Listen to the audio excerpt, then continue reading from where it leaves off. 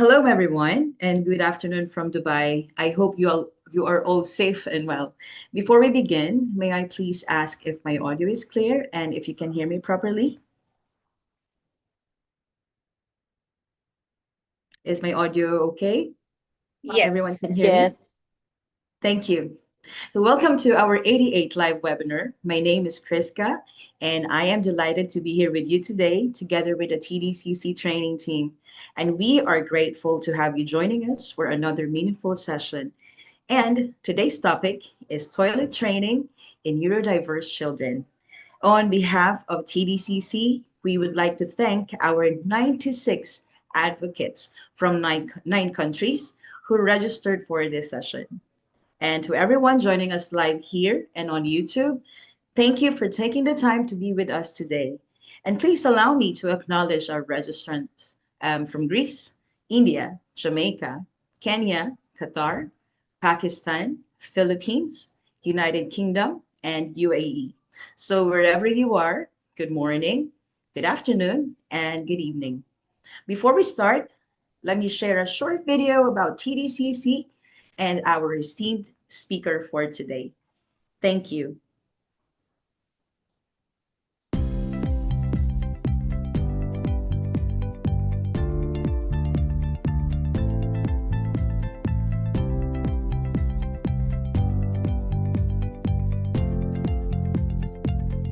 Welcome to the TDCC Community Live webinar.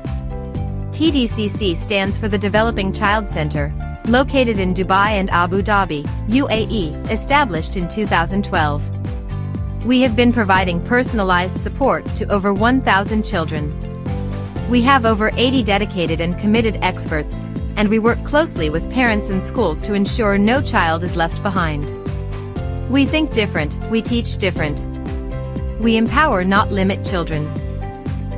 Labels like autism, dyslexia and ADHD are not relevant or perceived as disabilities, difficulties or disorders that limit children's abilities. We believe that brilliance needs difference. The TDCC services are available in English, French and Arabic. The inclusive educational services nurture and support the developmental and educational needs and help empower each child to reach their full potential. Occupational therapy assists children in performing and achieving important learning and developmental skills they need in life. Psychomotor therapy is a healthcare profession that is based on a holistic view of the person and is involved in the treatment of different disorders. Speech and language therapy assists children who have disorders of speech, language, communication, and swallowing. Psychology provides both educational and clinical services, including counseling and parenting. ABA therapy focuses on improving specific behaviors. It is commonly practiced as a therapeutic intervention for individuals with autism. The specialist learning support. We assist in developing the academic and social development of students who need support in all these areas. BrainLinks at TDCC provides targeted brain-based programs designed to strengthen learning, regulation, and overall development through the Aerosmith program, the Neuralink process, and neurofeedback. And we design and host local and international training and workshops for practitioners, parents, caregivers, and educators. Just like this one today. We have a few rules to follow during the webinar. Please remain muted while the speaker is presenting. Please give your full attention to the presentation. We will be sending you the replay so you can review it anytime. Please be interactive if the speaker requests your participation. During the question and answer session, we kindly request everyone to type their questions in the chat box and the speaker will address them. Welcome to TDCC's 88th live webinar, Toilet Training in Neurodiverse Children. We are honored to welcome back Caroline Waru, Senior Lead Educator in the Inclusive Education Services at the Developing Child Center. Carol brings over 14 years of professional experience in inclusive education, early intervention, school readiness, and child development. She holds a Master of Arts in Counseling and has specialist expertise in developing individualized education programs and learning support plans, behavior support, classroom management, social-emotional development, and evidence-based intervention planning. She is trained in ADUs too and has supported children with autism and a range of developmental and learning differences.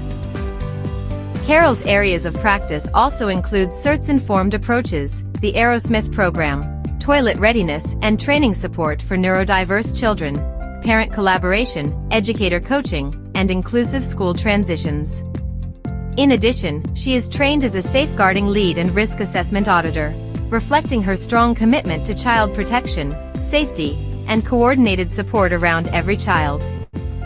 Ladies and gentlemen, please join us in welcoming Carol.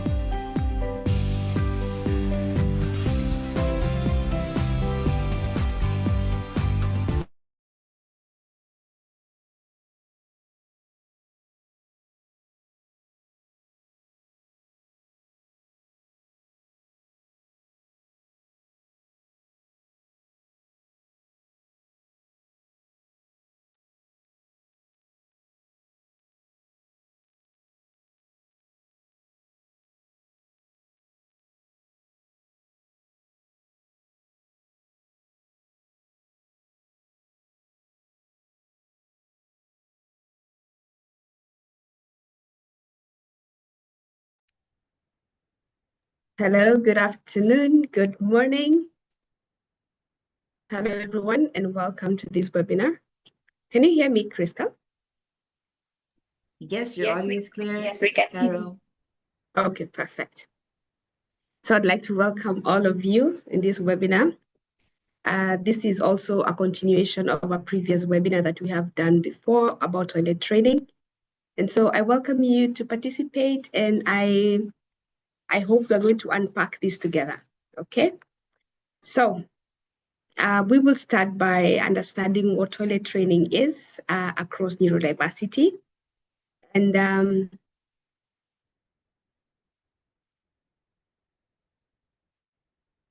sorry. Okay. So with the definition, we start with the definition of neurodiversity, where we're calling it the concept that all human brains are naturally vary, they're different, and they process the world differently. Therefore, since it processes differently, it affects toilet training by altering how a child will process internal body signs, sensory inputs, and transition. So children who are neurodiverse generally require a personalized sensory-informed approach rather than the traditional age-based approach that people at times use before. So we see that toilet training can follow different timelines, and it's important to understand that it is not linear. It does not follow the same way, and the process needs a lot of coordination. Toilet training is also a developmental milestone and not a race. And then toilet training is also a daily living activity. It's important for us to note this so that we can understand where we are coming from. Okay, so the introduction of this webinar.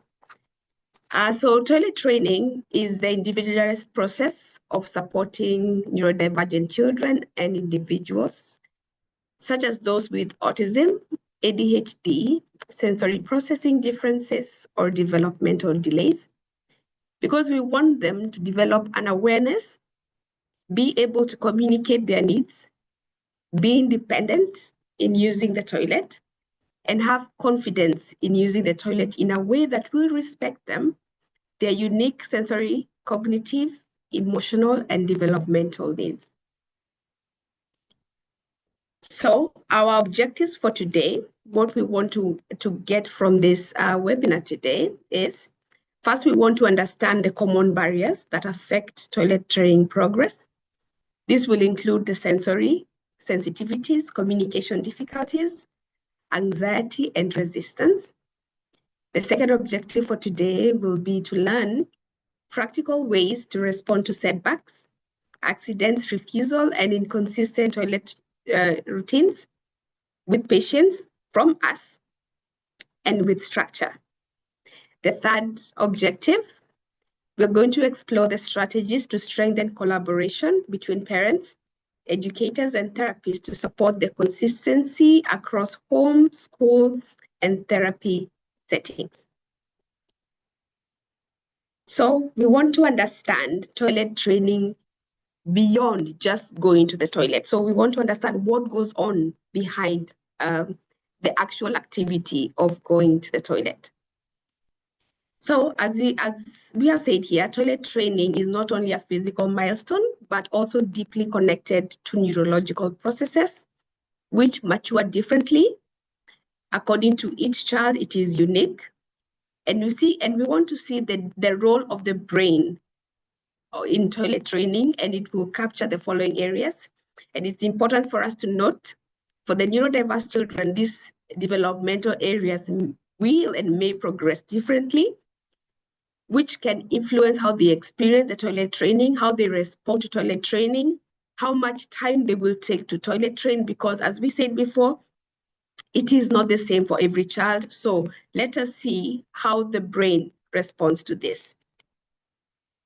So some of the things that we are going to look at is interoception, where this is the brain's ability to feel internal body cues. Example, a full bladder or a bowel movement. So it's important for us to note that for the neurodiverse children, these developmental areas progress differently, which can influence how they experience and respond to toilet training. Many divergent children or individuals, particularly those with autism or ADHD, experience differences in the interoception, meaning they literally may not feel the urge to go to the toilet. And then we have the executive functioning. So the frontal cortex, which controls the planning, the sequencing of tasks, and emotional regulation, takes a longer time to mature, to fully mature. So switching from a diaper to a toilet requires executive control. So these are the kind of things that we need to consider every time we want to start teaching to do potty training. And then we have the sensory processing, where it is essential how your brain organizes and makes sense of the world around you and what is happening inside your body. For example, the temperature, maybe the toilet seat is cold, the echo of the room, the lighting, and the loud, unpredictable sound of the flush in the bathroom can be very highly overstimulating environment. So this is one of the things that can be a major barrier for toilet training, and it is concerned with sensory processing. We also have motor planning, which is a physical act of stopping previous activities. So, for example, a child was playing an activity that they enjoy, and it is time for them to go to the toilet. So they need to plan how they are leaving the activity, stopping the activity that they are currently doing, maybe currently enjoying, and start going to the toilet. So, and once they go to the toilet, they need to plan. Once I go to the toilet, I need to pants down, I need to sit on the toilet. So all this is involved with motor planning. So it is important for us as the people who are taking care of these children to understand that there's a long process which is needed. When a child is doing one thing, they need to leave one activity to the other. It is important for us to realize that it is such a long process, and it is good for us to consider that these are the things that are going through in their brain. Okay, so I will go back to interoception and just discuss a little bit about it so that we can just get a better understanding. So interoception, effective toileting requires several distinct steps of internal awareness. It is very important for a child to physically notice a sensation. Maybe it is pressure from the bladder, cramping, or fullness.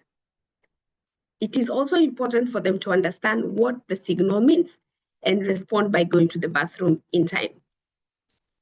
So how do we see interoception? We have low registration, whereby the brain misses the internal signals entirely, resulting in accidents or stool withholding. Then we have hypersensitivity, where the child may feel the slightest sensation and interpret it as an urgent or constantly to go. And we also have distorted feelings whereby they may feel a sensation but cannot pinpoint where it is or what it means. So it is very, very important for us to understand that what these children are going through before we actually expect them to use the toilet efficiently. So how do we handle interoception? One thing we can do, modeling out loud. For example, me as the teacher of the child, I can describe my own feelings. I can say, oh, my stomach, so that my stomach hurts, I can go to the toilet, just modeling it out loud so that the child can understand, can try and connect what we are talking about. So I will describe my own body cues aloud to the child to help them learn to link sensations to actions. Just as I said, my stomach feels full and a little tight, I need to go pee, okay? So another thing we can do is structured routines, whereby we establish a consistent timer-based bathroom trips to create a muscle memory and habit before the internal awareness fully develops. Also, we can encourage sensory body awareness, whereby deep pressure activities, mindful breathing, and heavy work like wearing a stretchy body sock or playing with stretch bands activate the muscles and the core, helping children tune in to their internal sensations. Also, it's important for us to watch out for behavioral cues and clues, because once we observe the child, who may be a child who is nonverbal, maybe we'll see them fidgeting, we'll see them squatting, we will see them crossing their legs. These are all cues that we need to observe for and be able to handle our children appropriately.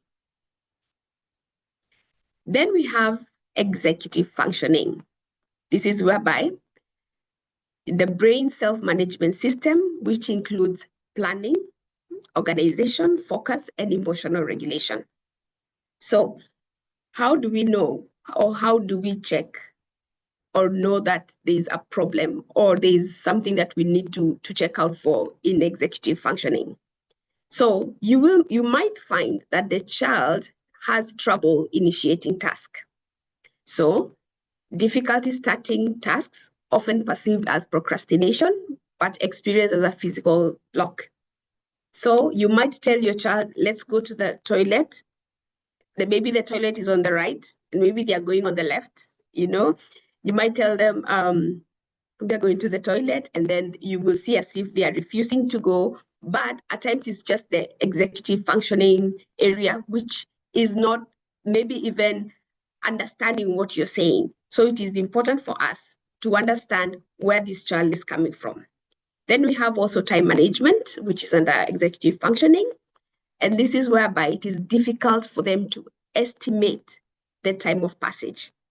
Maybe they can feel that they want to go to the washroom, but they cannot really calculate how much time they need from where they are to the toilet. And at times you will find some children will get to the toilet door and then they will just pee, they will let it out, because they cannot be able to estimate exactly how much time they would need to move from one activity until they go to the toilet. Okay, then we have the working memory. The challenge is holding multiple pieces of information in mind simultaneously. For example, you're telling a child that they need, first of all, they need to eat, go to the toilet, finish your work. So many commands at the same time. So, and also when we get into the toilet, they need to pull their pants down. They need to sit on the toilet. They need to use the tissue. They need to clean themselves up. When you give so many instructions at the same time, this might pose a challenge to the child because their working memory may be having a challenge, and therefore they will not be able to hold multiple pieces of information together. We are going to look at how we are going to help the children in this area. Then we have emotional regulation, whereby intense emotions that make decision-making and cognitive process difficult. Okay. So what are the strategies that we are going to use for children on this area? First, it is very important to have scheduled time seats. This is because your child may not feel the urge to go to the toilet. So you need to take over their brain's job, okay? Track when they naturally go and place them on the toilet seat at those exact times. This will help to build the brain muscle and brain memory, which is good. Now the child will be able to, every time it's 10:10, it's 10:30, they will know they're supposed to go to the toilet. Okay, so we are trying to build the brain muscle. And then we also have the lower sensory barriers. So this can be modify the bathroom to be calming. It is good to add a step stool for foot stability. It is also good to use a child-sized soft seat to prevent the fear of falling, and also use visual prompts or supports instead of verbal commands. Our children work very well with visual supports. So if you can be able to get visual support so that you can be able to take them a step at a time, that would be very, very helpful. So we also understand about the visual schedules. Neurodiverse brains often process visuals better, as I had said, than the auditory instructions. Important to create the step-by-step visual chart for the bathroom routine to reduce anxiety, and also very importantly, to provide predictability. And then we have to prevent withholding. Physical withholding is often a defense mechanism against a stressful environment. So it is important for us to look at our children keenly and understand, are they withholding? Or, of course, we need to consider, is it biological as well? But physical withholding, at times, they're just defending themselves. Maybe they're afraid of the toilet. They think the flush is too loud. So maybe it is all concerned with anxiety. So it is important for us to consider these experiences. Then we have sensory processing, and neurodivergent individuals experience unique sensory modulation, either having heightened sensitivities, feeling very overwhelmed, or reduced sensitivities, experiencing sensations as muted, like they are not feeling it. So these differences directly impact the bathroom success. So what are the core sensory processing challenges? Again, we have interoception, and then we have proprioception and vestibular, which is the poor balance or body awareness that make the toilet seat feel terrifying or unstable. Okay, so it is important for us to even consider, can this child even sit? Okay, so if they cannot sit, maybe we don't need to put them to the toilet at the very fast, okay, before we get a good balance of the body. Okay, then we have tactile, which is touch, and the coldness or hardness of the porcelain seat, the texture of the toilet paper, or the sensation of elimination can cause severe discomfort. So we need to consider if the child is comfortable in this area. Then we have the auditory and olfactory.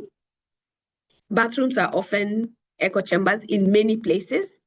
So also we have out of flush sensors, which can be very scary for some children. So it is good for us to consider, do we need this out of flush or we need the manual flush? Then we also have loud hand dryers, which are in most of our toilets. We need to consider if our children are comfortable with these hand dryers, especially children who are sensitive to noise. We need to really find out if they are comfortable. And if they are not comfortable, consider having the earmuffs. Then we also have the smell of cleaning products. This really triggers the sensory overload. So these things are important for us to consider. Yep. Then how do we communicate and motivate in sensory processing? First, it is important for us to use concrete language so that the child will be able to understand the main thing that you want to say. Okay, so use concrete language, direct language. It is time to sit on the toilet, rather than the abstract questions that we would ask, like, do you need to go? You know, so use the word toilet, so that if you're using the word toilet, the word pee, the word poo, so that the child can be able to grasp especially exactly what you mean. It is also important for us to use visuals, as we said before. Picture cards are good. Social stories are very important. If your child knows how to use AAC, please use the devices, and they really help a child express the need to go to the bathroom, communicate their need to go to the bathroom. Number 3, positive reinforcement, which is very, very key. It's important for us to celebrate the small wins. Example, when they sit on the potty, when they flush, when they're able to wash their hands, it is very, very important for us to positively reinforce the children. You can even reinforce with a high five. You can reinforce with a speaker. Okay, it is very, very important for us to motivate our children. Anytime there is progress, or even when they are attempting, it is important for us to reinforce what they have done. Then we have a consultation of specialists. A specialist in this case, there are doctors, there's occupational therapy, and an occupational therapist can provide tailored strategies for sensory processing. And it's important for me to say that having an occupational therapy as the team around the child is very critical, as we are going to see in the coming slides. And then we have to expect setbacks. So toilet training often takes longer and requires more patience, with high risk of sensory aversion or anxiety. So it requires a lot of compassion and a non-punitive approach. Remember, we said it's different for different children. So, and you might progress and then regress. You might go into a plateau. So it is very important for us to know that at any one point, we might get a setback or a progression. So it is important for us to have an open mind. Okay, then we have motor planning. This is the brain's ability to conceive, organize, and execute unfamiliar multi-step physical movements. So this is something like walking to the bathroom, remove clothing, sit, relax, specific muscles simultaneously. So it's important for us to understand how this motor planning is going on, because it is a lot of things for a child to take in. So it is very, very important for us to know that this child needs to organize a lot of things. Maybe this is something new that you're introducing to your child. Toilet training is new for them. So it is important for us to understand that once we introduce, we don't expect them to maybe grasp very fast, okay? So let us be able to understand this process and take our children at their own pace. As we said, since it's not the same for every child, let us understand where the child is coming from. Let us understand that understanding of one child cannot be like for the other child, okay? And then what are the support strategies that we are going to use for motor planning?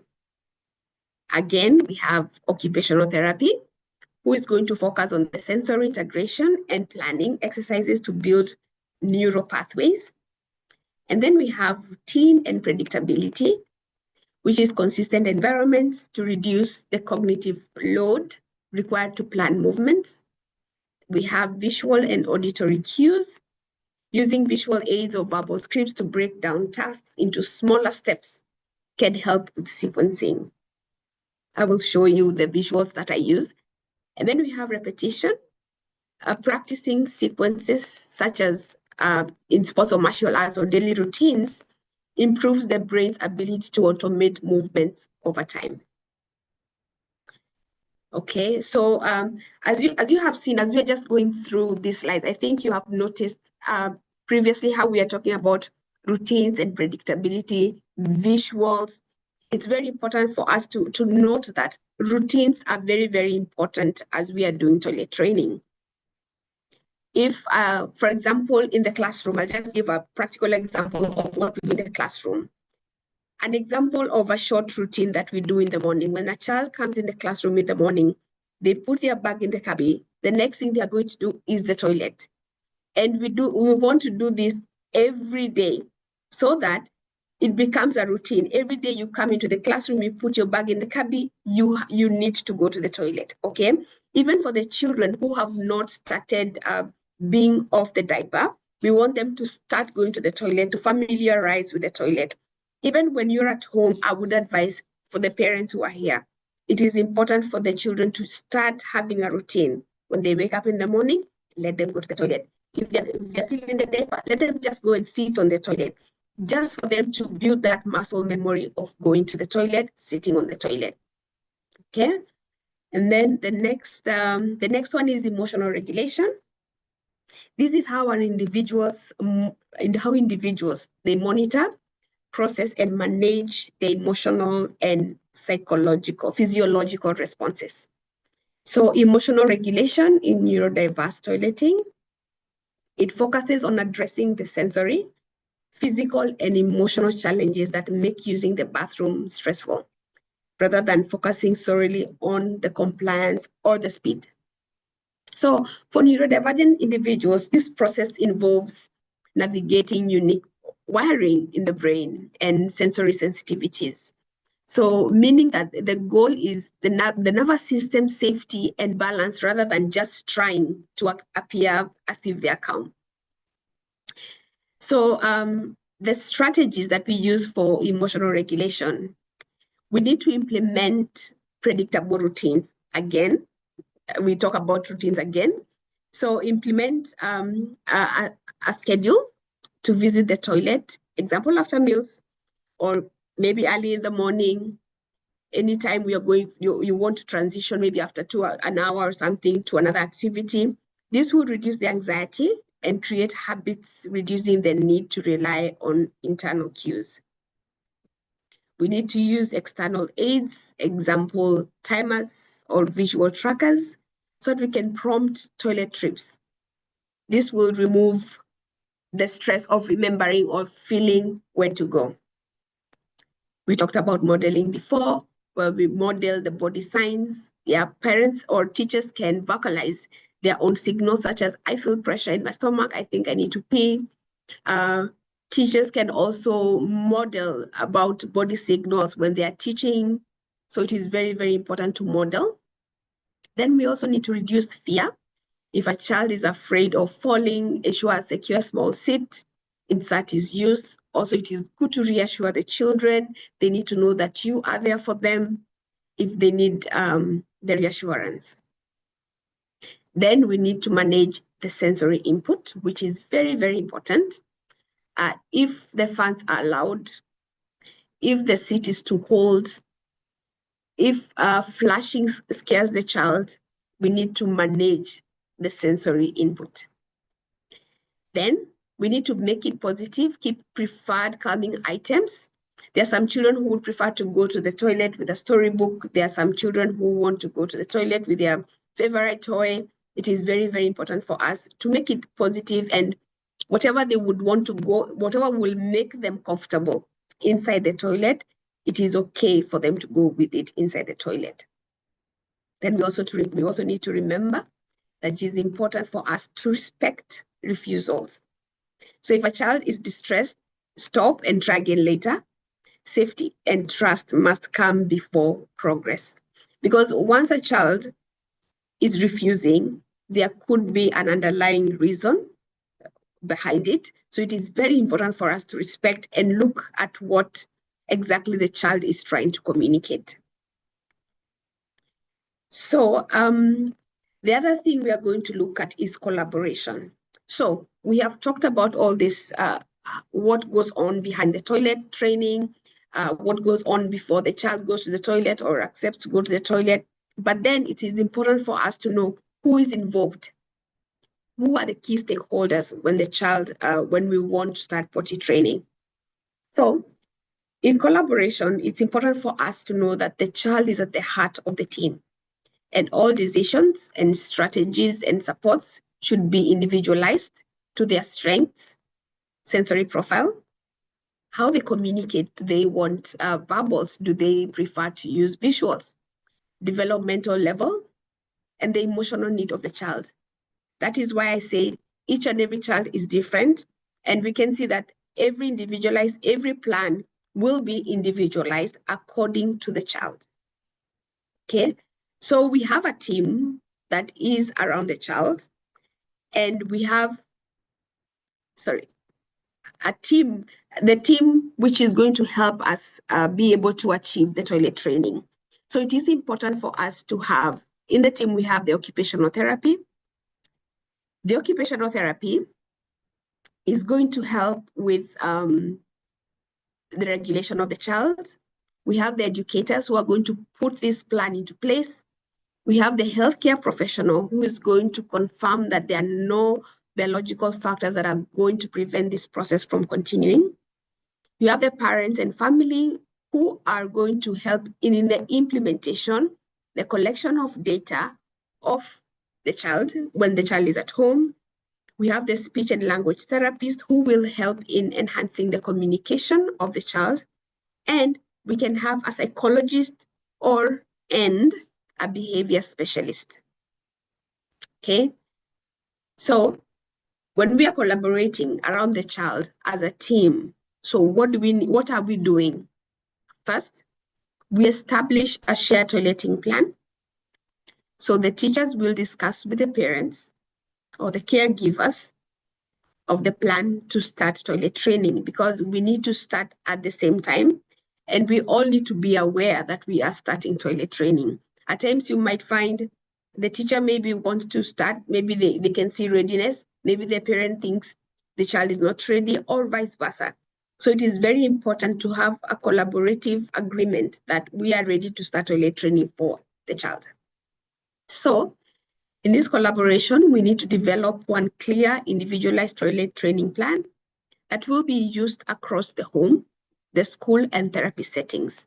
So when the child goes for therapy, the therapist need to understand that this child is on toilet training. So even the activities that the therapist is going to be giving are also geared towards toilet training.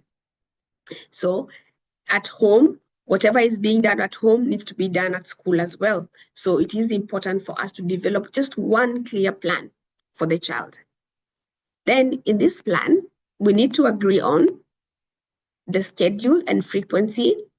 How long will we be taking this child to the toilet? Are we taking the toilet to the toilet 1 hourly schedule? Is it 45 minutes? Okay. So what language and what prompts are we going to be using for this child? Are we going to use the word pee? Are we going to use hammam, a general word? Which words are we going to be using? Which prompts, which pictures are we going to be using? Because they need to be used across board. The reinforcement strategies that we are going to use. So the reinforcement, are we going to verbally give reinforcements? Are we going to give stickers? What are we going to use for reinforcement? So this also needs to be discussed. And then what goals and success criteria are we looking at? For example, when the child starts, what is our goal? Is our goal first sitting in the toilet? Is our goal putting on the pants? What goal are we looking at currently? So it needs to be step by step, and it needs to be discussed so that everybody in the team understands the expectation. So also it's good to ensure that all adults supporting the children understand and follow the same approach. Okay. We also have the individualized plans, and as I was saying before, and it is developed through collaboration, as I had said, between the parents, educators, therapists, caregivers, and healthcare professionals. And they will include, as I said, sensory preferences and sensitivities, the style of communication, emotional regulation needs, toileting routines, and schedules. We can also put in things like achievable developmental goals that we need, physical and medical considerations in case the child has a consideration that we need to take note of. Also things like environmental adaptations. So how are we going to support that toilet training? First, it is good for us to ensure that the child is safe and secure on the potty. So we are looking at the proprioception and the vestibular as well. So it is so when we're doing this, engage in movement and heavy work activities. For a child who is under responsive, it's good for them to wear pants under their nappy. This one is going to intensify the feeling of being wet or dirty. And then ensure your child is able to get their clothes off on time. It's also good to play relaxing music in the toilet to help the child relax, or use earplugs or defenders if they are sensitive to noise. Also, we need to turn off the extractor fans, read stories together about going to the toilet if you need to have a social story, and then use visual stories with the steps to go to the toilet. Dim the lights if your child is sensitive to lights. And then also we can allow your child to practice and have patience, include sitting on the toilet as part of your daily routine. And also, if your child is sensitive to smells, allow them to hold a pleasant smell to their nose when using the toilet. So we have done all this, but we are still having setbacks, which is very, very common. So what do we do as parents or caregivers, as teachers, when we get these setbacks? So one, we need to stay calm and avoid punishment at any cost. So respond neutrally to accidents and avoid expressing frustrations or disappointments or shame. Remember that accidents are often communication rather than non-compliance. It is also important to investigate the underlying cause and consider what might have changed. First, we need to check on medical factors, which is very, very important. Something like constipation or fluid intake. So if the child has not been drinking water or any fluids, then we don't expect anything to come out, because whatever goes in has to come out. So these are things that we need to consider. So under medical factors, we need also to check on urinary tract infections, gastrointestinal discomfort, and medical changes. So it is good to investigate this, and a doctor or pediatrician would really help in this area. And then we have to return to the last successful step. So if the child was doing well and all of a sudden they have regressed, so we need to look at what was working before, which step were we successful at. So we need to reduce the demands, revisit previously mastered skills, rebuild confidence before introducing new expectations to the child. Also, we need to analyze the data and patterns. As we are collaborating with parents, educators, and therapists, we need to check in what the data that we have, what pattern has changed, when did this change? Okay, so the data that we have been keeping is going to be very important so that we can be able to see where have we missed a step or has anything changed. So we will, when we analyze the data will show us when an accidents occur, where they occur, the possible triggers, times of successful toileting, and then data often reveals patterns that can guide us to a better intervention. So we can also review environmental factors. Has the bathroom changed? Is there a new teacher or a caregiver? Because this can affect our children. Are there any sensory barriers that the child is experiencing? Has the child become overly engaged in preferred activities and delayed toileting, which happens a lot? Sometimes small environmental adjustments can quickly improve success. So it is important for us to observe keenly. And then it's important also to support the emotional well-being of the children. And some children become aware of accidents and may experience some embarrassment or anxiety. So the adult should protect the child's dignity at all costs, provide reassurance, and avoid discussing accidents publicly. Let us remember that the children can hear. So let us avoid discussing this publicly. Maintain always a positive and encouraging tone. Then at times we move too fast. When we see one step has been mastered, at times as a caregiver, you're tempted to move to the next step. But it is important for us to consider, is the child ready for the current expectation? So some regressions occur because expectations have moved too quickly. Ask yourself, is the child managing too many steps independently? Are visual supports do they need to be reintroduced because we have regressed? Are prompts being faded too quickly? Do we need to take them slow? Okay. So toilet training is rarely a straight line, and progress often follows different patterns. It can grow, can go up, it can plateau, stay at one place, or it can regress.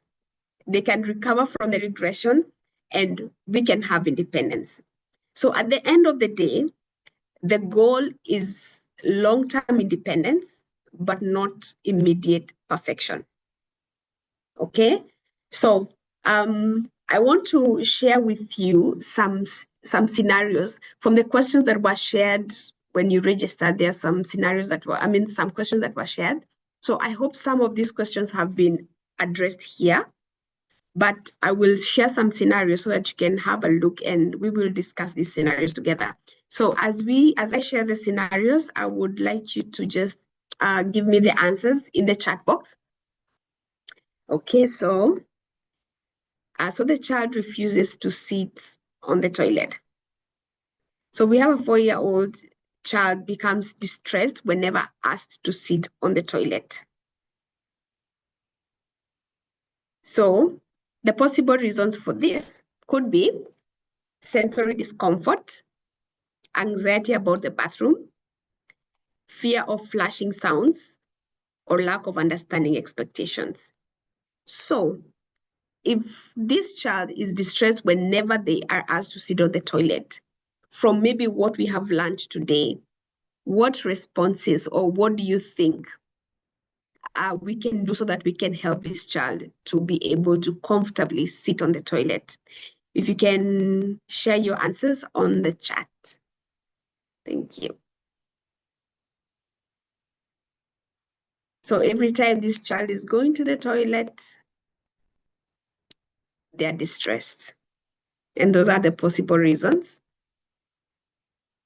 So how can we help this child be able to comfortably sit on the toilet?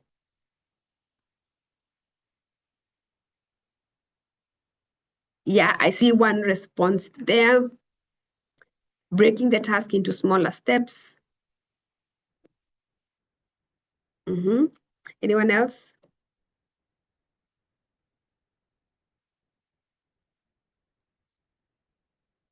Kriska, do we have any other responses there?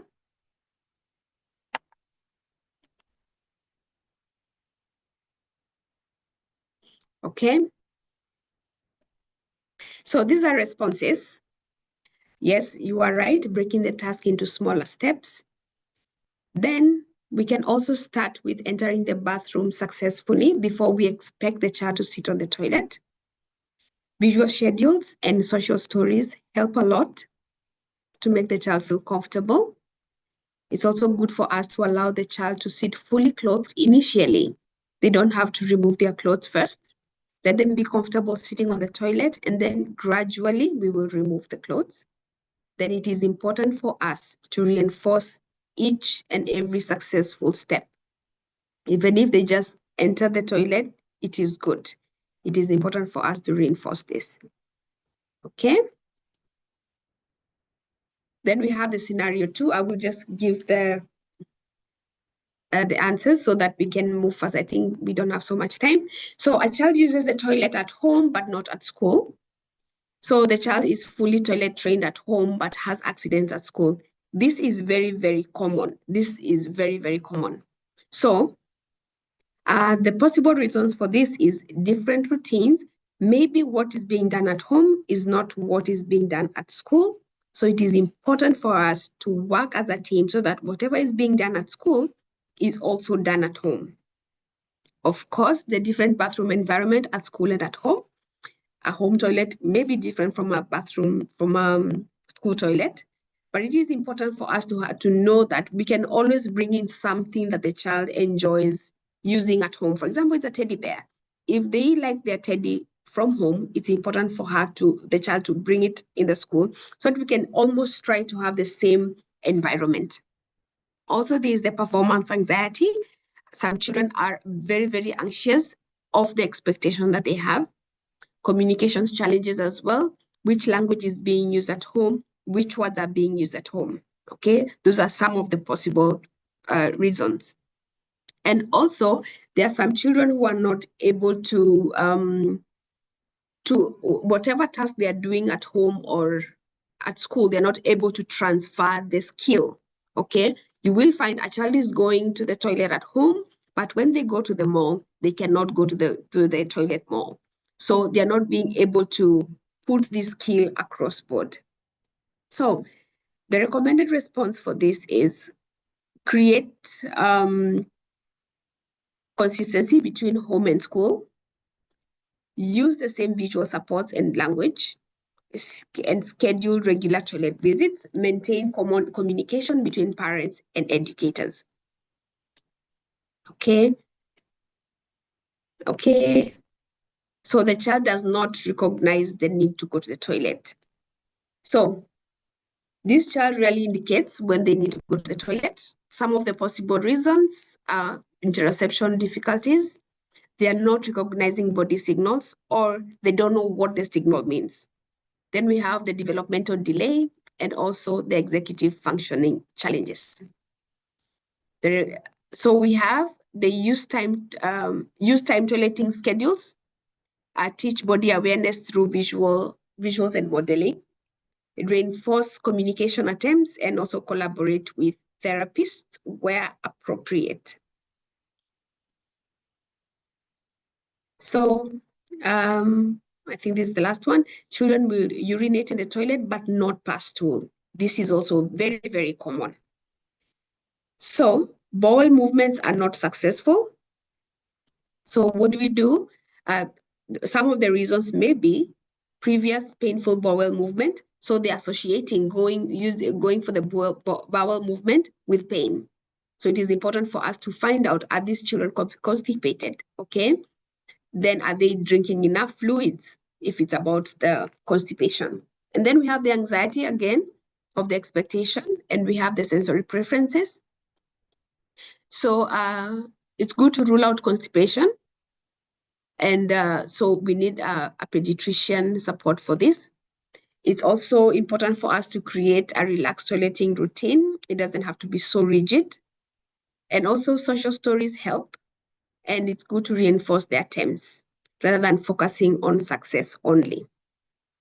So after 4 weeks of successful going to the toilet, we have regressed. So why? Why have we regressed, and what do we do if we regress? Okay, so there could be an illness. There could be also environmental changes. Maybe you have changed from one toilet to another, or an environment that the child was used to. Then we have increased anxiety, a new school, a new teacher, a new nanny. These could be reasons as to why the child may regress. So we need to stay calm and avoid punishment again, as we said before. Then we also need to investigate the possible triggers of regression, return temporarily to previously mastered or successful supports. What was working before, we need to go back to it. And it's also good for us to consult a healthcare professional if necessary. If you feel it is necessary for you to consult a professional, please do, okay? Important for us also to check the diet of the child. Whatever they are putting in has to go out. And so it is good for us to consider all this. So I'll just share with you this is one of the visuals that we use in the classroom, and we always encourage what we are using in the classroom. It's good for us to use it at home and in the therapy. So this is one of the things that we use. I can share with you if you would be interested. So this one helps in breaking down the steps when the child is going to the toilet, as we had spoken before, as we had discussed that before. Break down the steps into smaller steps, smaller manageable steps that the child can be able to follow. So this is what we use, and I would be happy to share if someone would want to use that. Okay, and there you go. And those were some of my references. And thank you very much for listening. And I am inviting any questions that you may be having, or any question that I have not been able to address. For those who had asked questions before, kindly write it in the chat box. Thank you.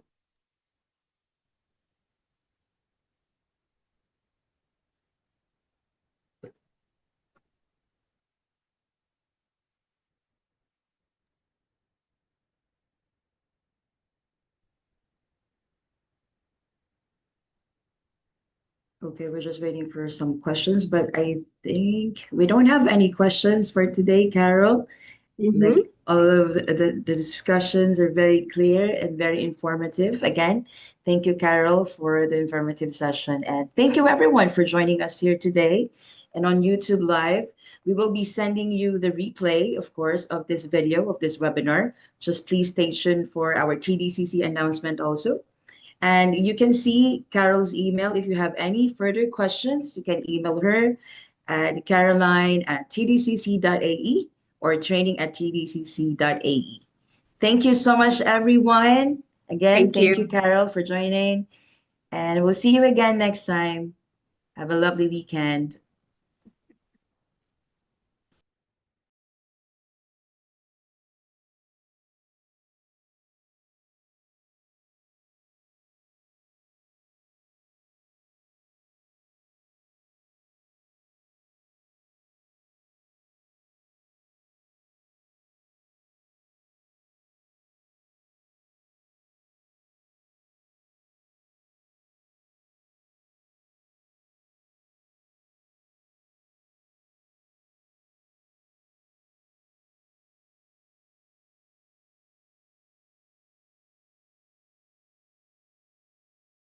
Once again for joining us today.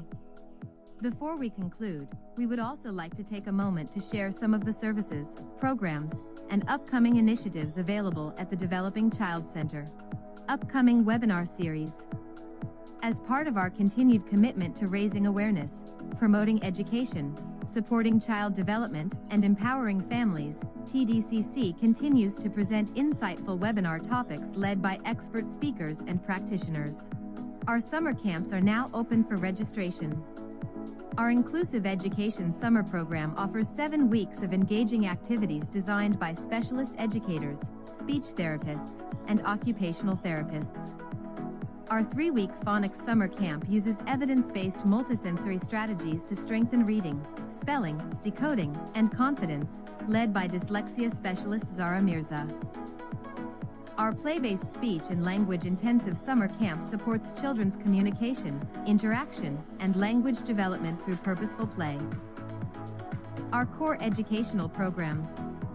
Beyond our webinars, TDCC also offers a range of educational and therapeutic programs designed to meet the unique needs of every child.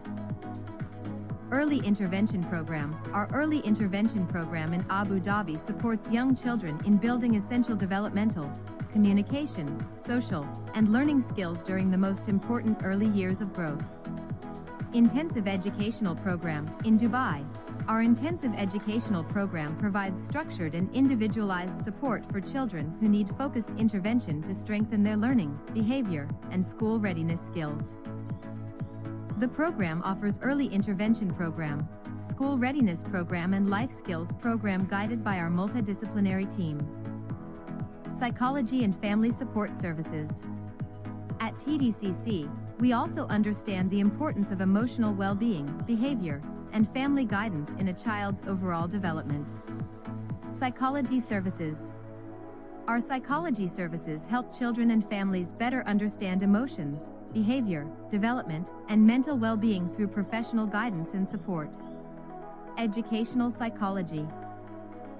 Our educational psychology services help identify learning needs, cognitive strengths, and challenges so children can be better supported in school and beyond. Parenting services. Through our parenting services, we empower families with practical strategies, guidance, and support to help them confidently navigate their child's developmental journey.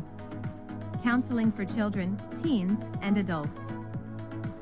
We also offer counseling for children, teens, and adults, providing a safe and supportive space to work through emotional, behavioral, social, and life challenges at every stage. Social, emotional, and behavioral assessments. Our social, emotional, and behavioral assessments help identify the emotional and behavioral factors affecting a child's daily functioning, relationships, and success at home or in school. Comprehensive assessments. To better understand each child's individual needs, TDCC also offers a range of specialized assessments. Multidisciplinary assessments. Our multidisciplinary assessments bring together different specialists to provide a holistic understanding of a child's strengths, needs, and developmental profile. Developmental assessments. Our developmental assessments help identify a child's progress across key areas such as communication, motor skills, social skills, and learning. Dyslexia assessment. This assessment helps identify signs of dyslexia and provides valuable insight into a child's reading, spelling, and language-based learning needs. Speech and language therapy assessment. Our speech and language therapy assessment looks at a child's communication abilities, including understanding, speaking, listening, social communication, and speech clarity. Occupational therapy assessments. Our occupational therapy assessments help identify challenges related to sensory processing, motor skills, attention, coordination, and everyday independence. Sleep assessment and intervention program. This program helps identify sleep-related challenges and provides practical strategies to support healthier sleep routines and better daily functioning. Psychomotor therapy. Psychomotor therapy supports the connection between movement, emotions, behavior, and learning. Through guided activities, it helps children strengthen body awareness, coordination, emotional regulation, confidence, and overall participation in everyday life. Speech, language, and communication support. Communication plays a vital role in every child's confidence, learning, and connection with others.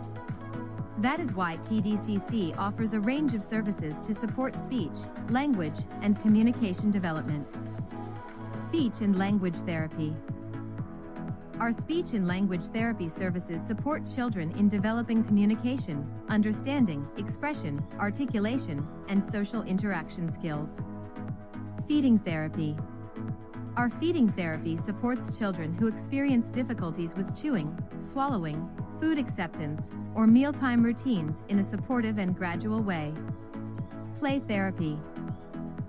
Through play therapy, children are supported in expressing feelings, processing experiences, and developing emotional regulation through the natural language of play.